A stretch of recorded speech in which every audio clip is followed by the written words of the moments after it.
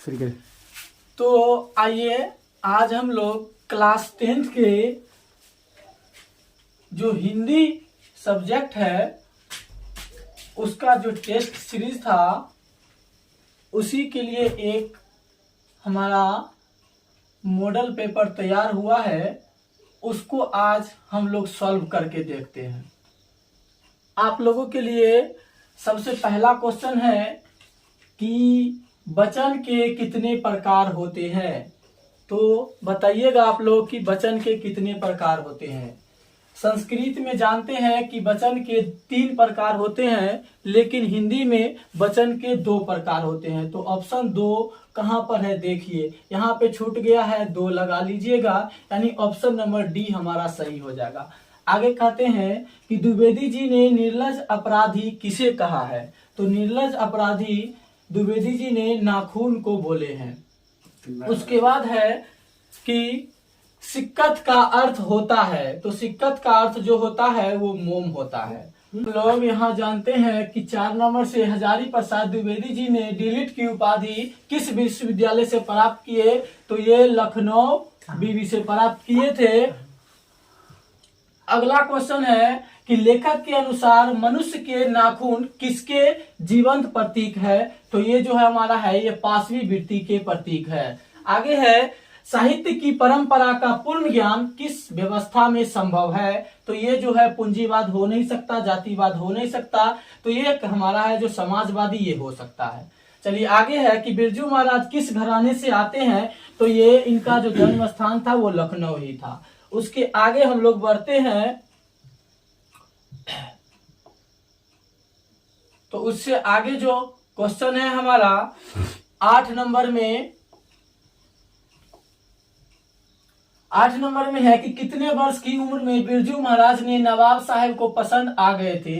तो ये जो था ये 6 साल के थे, तो पसंद आ गए थे। अगला क्वेश्चन है कि बिरजू महाराज को तालीम किनसे मिली थी, यानी शिक्षा किनसे मिली थी। तो उनके पिताजी से इनको शिक्षा मिली थी। उसके आगे है कि बिरजू महाराज को संगीत नाटक अकादमी अवार्ड कब मिला था। तो कितने साल की उम्र में। तो 27 साल की उम्र में इनको अवार्ड मिला था। उससे आगे क्वेश्चन है कि रश्मि वाजपेयी है, यानी रश्मि वाजपेयी कौन थी। तो ये एक नृत्यांगना थी।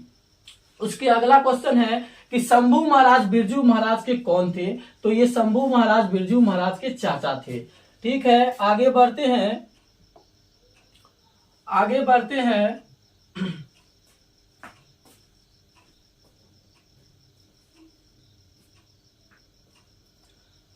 अगला क्वेश्चन है हमारा कि बिरजू महाराज को संगीत भारती से जोड़ने में किनका योगदान था। इनके पिता का, माता का नहीं, तो ये कपिला जी का हाथ था। चलिए आगे है कि मैक्स मूलर का जन्म जो है वो कब हुआ था। तो मैक्स मूलर का जन्म 28 अक्टूबर 1900 ईस्वी को हुआ था। आगे है कि महारानी विक्टोरिया ने नाइट की उपाधि किनसे प्राप्त की। तो ये नाइट की उपाधि जो है वो मैक्स मूलर से प्राप्त किए थे। ठीक है, नालंदा विश्वविद्यालय कहाँ स्थित है। तो ये सभी आदमी जानते हैं कि ये बिहार में है। उसके बाद है कि शाहनामा का रचना काल क्या था। तो इनकी जो रचना काल था वो 10वीं से 11वीं था। ठीक है, आगे है कि संस्कृत भाषा और यूरोपियनो भाषा का तुलनात्मक व्याख्यान किसने दिया। तो ये जो दिए थे ये मैक्स मूलर जी ने दिए थे। उसके आगे बढ़ते हैं, आगे बढ़ते हैं।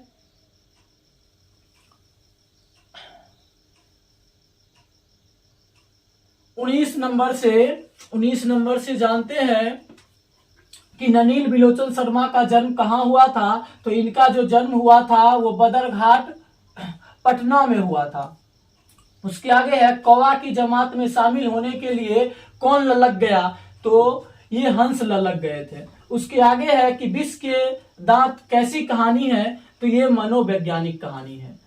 उसके आगे है कि तार सप्तक में कितने कवियों की कविताएं संग्रहित है।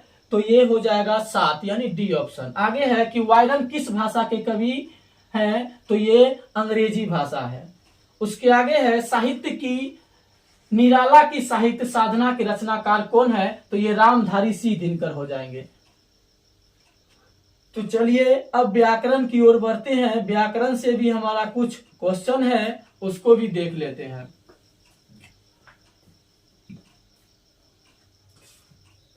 व्याकरण से क्वेश्चन है पहला कि विसर्ग के बाद स्वर या व्यंजन आने पर विसर्ग में जो विकार होता है उसे क्या कहते हैं, उसे विसर्ग संधि कहते हैं। उसके बाद है कि अनधिकार का कौन सा संधि विच्छेद सही होगा, तो ये जो है हमारा अन जोड़ अधिकार, ये हमारा सही संधि विच्छेद है। उसके आगे है कि निष्फल का संधि विच्छेद क्या है, तो निष्फल का जो संधि विच्छेद हो जाएगा वो हो जाएगा नि जोड़ फल। उसके आगे है कि उत्पत्ति में कौन सा उपसर्ग है, यानी उत्पत्ति में उत उपसर्ग है। उसके आगे बढ़ते हैं कि निगम शब्द में कौन सा उपसर्ग है, तो निगम शब्द में ये जो हमारा नी है ये उपसर्ग है। उसके आगे कहता है कि निम्नांकित में महाप्राण घोष वर्ण कौन है, तो घोष और अघोष वर्ण जो होता है, घोष वर्ण जो वो होता है वर्ग का तीसरा और चौथा और पांचवा। उसके बाद जो होता है य र ल व, ये जो होता है ये हमारा घोष वर्ण होता है, बाकी बात जो होता है वो अघोष वर्ण होता है। तो यहाँ पे ऑप्शन पर देखते हैं तो ऑप्शन के अनुसार ये 2 हो नहीं सकता, 6 हो नहीं सकता, ठ हो नहीं सकता, यानी ये चौथा वर्ण ये हो सकता है। चलिए आगे बढ़ते हैं। कहता है कि वर्गों के समूह को क्या कहते हैं, तो वर्गों नहीं, यहाँ पे वर्णों होगा, तो वर्णों के समूह को वर्णमाला कहते हैं। उसके आगे बढ़ते हैं। कहता है कि चमचमाती कौन सा विशेषण है, तो ये सीधी बात है कि गुणवाचक विशेषण है।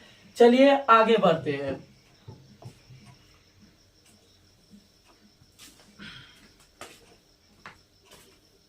आगे है कि नगर का विशेषण निम्नांकित में कौन सा है, तो ये नागरिक हो जाएगा हमारा।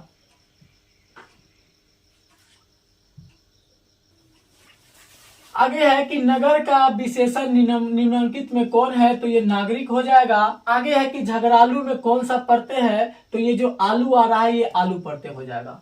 आगे है लुहारिन कि इसमें कौन सा प्रत्यय है, तो इसमें इन प्रत्यय हो जाएगा। धोखा देने वाले साथी के लिए किस मुहावरे का प्रयोग होता है, तो आस्तीन का सांप। आगे है कि अज्जल गगरी छलकत जाए, ये एक प्रसिद्ध क्या है, पदबंध भी नहीं है, तो ये लोक कीतिया है, मुहावरा तो है ही नहीं। आगे है कि सैया भय कोतवाल अब डर भय काहे का, कहावत सही अर्थ इसका क्या है, तो ये है कि किसी को ऊंच पद मिल जाए तो उसके लिए आश्रित निश्चित रहते हैं, उसके आश्रित वो निश्चित रहते हैं। चलिए आगे है कि पद चिन्ह में कौन सा समास है, तो पद चिन्ह यानी इसका सेकंड पद जो है वो प्रधान है, तो ये हमारा तत्पुरुष समास हो जाएगा, तत्पुरुष समास। चलिए आगे बढ़ते हैं।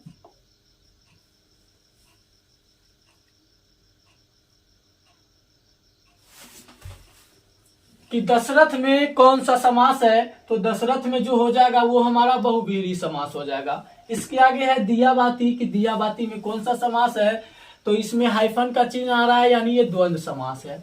उसके आगे है कि घी कैसी संज्ञा है, तो घी जो है वो हमारा द्रव्यवाचक है। उसके आगे है कि हे भगवान यह लड़की तो बहुत झूठ बोलती है। इस वाक्य में हे किस कारक की विभक्ति है, तो वो हो जाएगा संबोधन। उसके बाद है कि इसमें से कौन सा वाक्य शुद्ध है, तो सब लोग सब राय दे, ये तो पहले ही लग रहा है कि गलत है। उसके आगे कहता है कि आपने मुझ पर संदेह किया, ये सेंटेंस हमारा सही है। उसके आगे है कि मैं चला हूं कौन सा भूतकाल है, तो ये जो हो जाएगा ये आसन्न भूतकाल हो जाएगा। ठीक है, चलिए यहीं पर हम लोग समाप्त करते हैं। आगे जो हमारा रहे है सब्जेक्टिव क्वेश्चन हम लोग नेक्स्ट वीडियो में सॉल्व करेंगे। अभी तक इतना ही देखकर धन्यवाद, थैंक यू।